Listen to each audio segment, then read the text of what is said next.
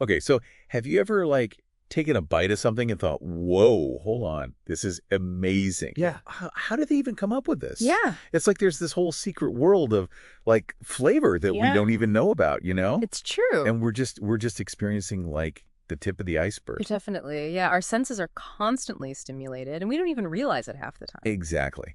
And that is what today's deep dive is all about. Sensory scientists. These are the people who like decode those delicious mysteries, right? Yeah. And they make a career out of it. We've got some excerpts from RoleCatcher.com, and it's all about what these like sensory gurus actually do.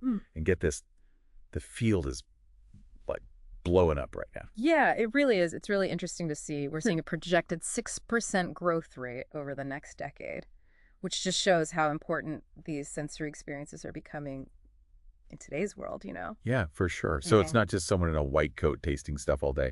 No, not at all. It's way more dynamic than that. Sensory scientists are using both like traditional sensory evaluation techniques, but also like cutting edge technology to understand how we perceive the world. Okay, so let's unpack that a little bit. What does like a day in the life even look like for a sensory scientist? Well, they do a lot of sensory evaluation, which can involve anything from, tasting new foods or analyzing fragrances, like for household cleaners. Yeah. They're looking at taste, smell, texture, even just the appearance of something. And they use really specific methods to describe and then quantify their perceptions. Okay, so it's not just, oh, this tastes good or this smells weird. Right. They are using their trained senses, but they're also looking at the hard science behind it all. They're analyzing data, they're looking at consumer trends, and they're figuring out how to make products that people will actually like. Wow. Okay, so they're like detectives. But for our senses, I like that. They're really trying to understand the why behind what we like and don't. Like, why do we find certain flavors appealing? Or why do some smells bring back memories? It's about connecting those dots between sensory input and our emotional response. that's really interesting. And where do they actually work? Is it like sterile labs, top secret kitchens? What's going on? You'll find them in all sorts of places. Labs are common, of course, yeah, because a controlled environment is super important for accurate testing, obviously. But they might also work in places like manufacturing facilities, making sure that products meet certain standards. And believe it or not, some sensory scientists even work in offices, collaborating with marketing teams or maybe doing consumer research. So you don't need like a super powered sense of smell to do this. It helps to have a good sense of taste and smell, sure, but it's more about training those senses to be analytical tools. Okay, so it's like you're saying they're learning to use their senses, like they're scientific instruments. You know? Yeah, exactly. That's so cool. But like, what about the rest of us who weren't exactly like born with a super nose or a golden tongue? Can we still like learn something from this? Absolutely.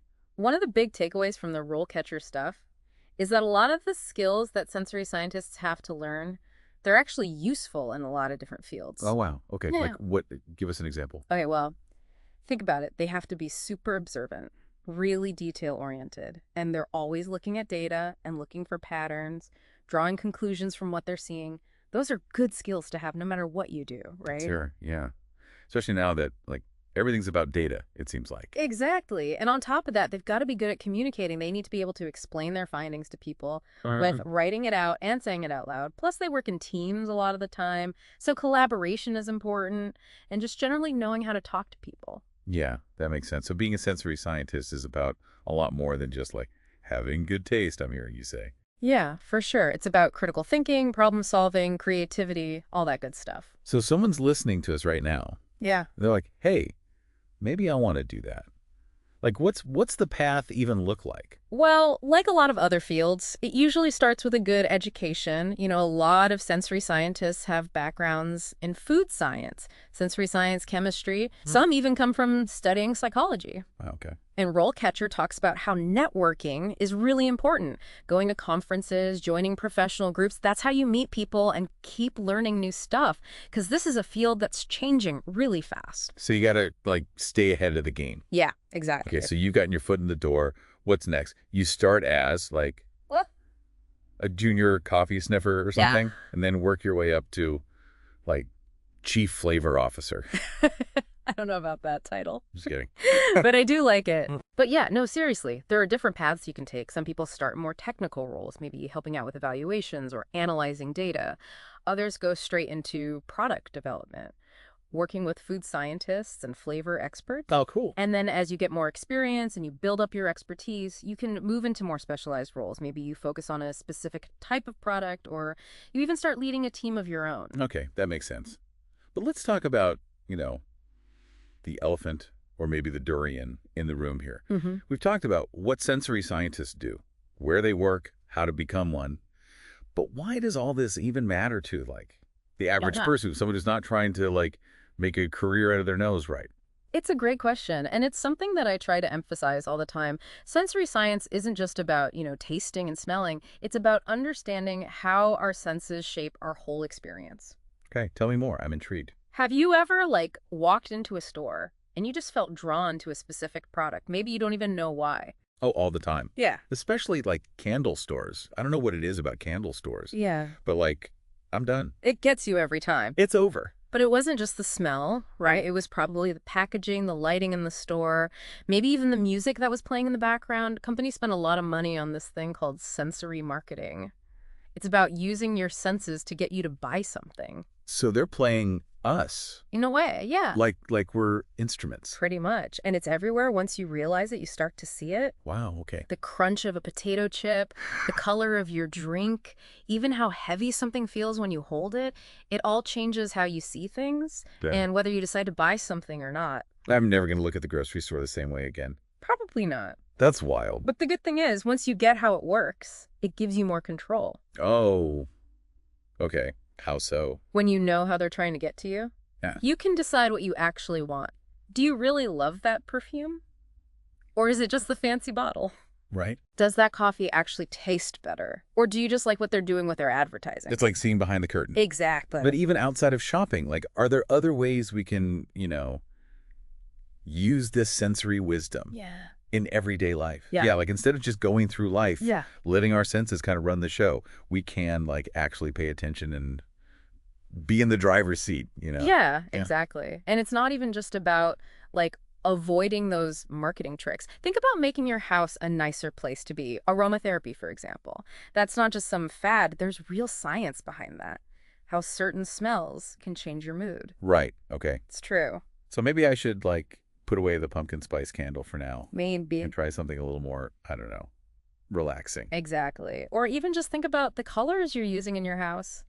Or the, feel of the furniture, what you hear around you, all that stuff. It all adds up to how you feel when you're at home. So it's we can all be sensory scientists, but for our own lives. That's a great way to put it. It's about, noticing the little things that we usually don't and using that to just, enjoy things more. I love that. So we're not just making stuff taste or smell better. We're talking about changing how we see the whole world. Exactly. It's about being present and appreciating those everyday moments, really tasting your food or noticing how the light changes during the day, just those small details that can make life feel richer. Yeah, it's pretty amazing when you think about it, how just paying attention to your senses can make such a big difference. It really can. And, it takes practice, like anything else. But the more you use your senses, the more you pick up on those small details. I love that. So we went from figuring out what a sensory scientist even does, all the way to how their skills can help us in everyday life. Before we wrap up here, got any fun facts about this field? Actually, yeah, I do. Did you know that sensory scientists have been hired to analyze how cow manure smells? No. There's a whole area of research about making livestock, better for the environment. And part of that is figuring out how to make what comes out of them smell less bad. I never would have thought of that. Sensory science really is everywhere, huh? Totally. It just shows you how important our senses are, even for the things that we'd rather not think about. Okay, so for anyone listening who's ready to, go on their own sensory adventure, what's one thing they can do today to tap into their inner sensory scientist? Try this tonight. Eat your dinner with your eyes closed. Pay attention to how the food feels, what it smells like, how the different flavors hit your tongue. You might be surprised by what you notice. That's such a cool idea. And on that note, we'll let you go enjoy the rest of your day. Thanks for joining us for this deep dive into the world of sensory science. Until next time, keep those senses sharp.